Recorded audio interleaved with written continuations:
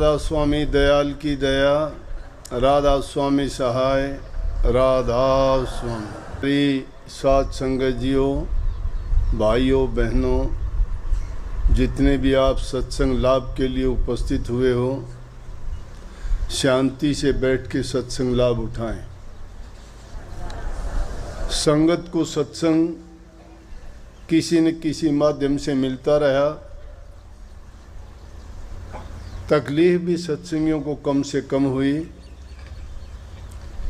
लेकिन जब कोई अव्यवस्था होती है तो परेशानी सबको होती है। अगर हमारे आस पड़ोस में जीव जंतुओं को या पशुओं में, पक्षियों में, किसी में भी कोई आपत्ति विपत्ति आती है तो वो उससे भी हम प्रभावित हुए बिना नहीं रहते। फिर भी बड़ी कृपा थी मालिक की कि सत्संग बराबर मिलता रहा, हमारे विचारों को शक्ति मिलती रही। कभी भी हमारे विचारों में ये भावना नहीं आई कि हमें किसी प्रकार की परेशानी होगी। खुशी की बात है, लेकिन उसके बाद तो सत्संगों का जिस प्रकार से हमारा पहले से कार्यक्रम होता था, उसी प्रकार से हर चौथे पांचवें दिन आपको सत्संग मिलता है। लेकिन फिर भी ये विचार करके चलो सत्संग तो करने हैं, अलग अलग हिस्सों में कर दिए जाएं तो उन सत्संगियों को, बुज़ुर्गों को, या लाचार आदमी हैं, कोई उम्र दराज हैं, या किसी बीमारी तकलीफ़ के कारण, या किसी और मजबूरी के कारण जो दूर के शाखाओं में सत्संग सुनने के लिए नहीं जा सकते, तो उनके लाभ के लिए हम उन्हीं के आसपास में सत्संग करते हैं तो उन सबको लाभ मिलता है। लेकिन सत्संगी को सत्संगी होने में बड़ा टाइम लगता है। ये मत समझो कि अगर आपने नाम ले लिया तो सोचोगे काम हो गया। काम हो जाता है, लेकिन उन नियमों का, उन बातों का, गुरु के कहे वचनों का, उस आदेश और उपदेश का पूर्ण रूप से पालन करने से। और वो पालन कब कर पाओगे? जब आपको मन में पूरा यकीन और विश्वास होगा। सत्संग के लिए आए हो, अगर उसमें कोई दिक्कत होती है, आपको गर्मी लगती है या बैठने को स्थान ना मिलता हो, आगे पीछे हो जाता है, तो उसमें ये ना समझो कि भाई मेरे साथ ऐसा क्यों हुआ, ऐसा नहीं होना चाहिए। नहीं, जो इंसान जब तक मेहनत नहीं करता है, त्याग नहीं करता है और कष्ट नहीं सहता है, मेहनत, कष्ट और त्याग, तीन चीज़ आप किसी भी क्षेत्र में जाके देखोगे, जो इंसान नहीं करता है वो कभी सुख नहीं पा सकता, अच्छा परिणाम उसको नहीं मिल सकता। अच्छा परिणाम कब मिलेगा? थोड़ी सी चीज़ को देख के घबरा जाते हो। आए सत्संग सुनने के लिए हो, बैठते हो जाके दूर पेड़ों के नीचे, आराम करने के लिए आते होते तो हमने क्यों टेंट लगवाए, क्यों ये आश्रम बनवाया? फिर तो कहीं खुले में एक दिन आके करके चले जाते। आप कहीं भी बैठते, कहीं भी हम बैठ के कर देते। संगत की सुविधा के लिए ऐसा किया गया। लेकिन जिस चीज़ को आप तकलीफ़ मान लेते हो तो लेके क्या जाओगे? भूल जाओ उस चीज़ को। जो चीज़ ग्रहण करने के लिए आए हो, अपनी दृष्टि उसी पर जमाओ, अपना मन भी उसी पे लगाओ। ये भजन का तरीका भी यही है, भजन करने का। संत मत की शिक्षा यह है कि जब भजन करते हो तो किस चीज़ की परेशानी? शरीर के आराम के लिए सोचते हो कि हमें ये आराम मिलना चाहिए, उस टाइम पे बैठना चाहिए, हर प्रकार की सुविधा होनी चाहिए। अरे सुविधा के लिए तो संसारी लोगों के लिए बहुत काम है। फिर तो राजे महाराजाओं ने राजपाट क्यों छोड़ दिया? लेकिन ये हर इंसान को मैंने बताई ये तीन चीज़ें, जब तक त्याग नहीं करते हो तो भी आपको कुछ नहीं मिलेगा। जब तक कष्ट नहीं सहते हो तो भी आप कुछ लेके नहीं आओगे। किसान पूरा दिन खेत में काम करता है, वो धूप देखता है क्या? 6 महीने आगे के लिए काम करता है, वो आज के लिए नहीं। फसल उसको 6 महीने में मिलेगी। सिर पर धूप होती है, पेट में प्यास भूख लगी होती है, मेहनत करता जाता है और उसको 6 महीने पे ये आस है कि मैं आज जो काम करूँगा 6 महीने में मुझे फसल मिलेगी। और क्या पता उसके साथ क्या होगा या नहीं होगा, लेकिन वो उसके लिए घबराता नहीं, कठिन परिश्रम करता है, अपने सुख का त्याग करता है और लगन और विश्वास उसका दृढ़ है कि ज़रूर होगा। आकाश की तरफ देखता है, बारिश भी होगी टाइम पर, मेरी फसल भी अच्छी होगी और घर लेके जाऊंगा, और वास्तव में नतीजा होता भी यही है। कभी कभार ऐसा कुछ गलत हो जाए न, वो अलग बात है, लेकिन जो मेहनत करता है मेहनत कभी विफल नहीं जाती। एक विद्यार्थी है, 1 साल से पहले पढ़ना शुरू करता है।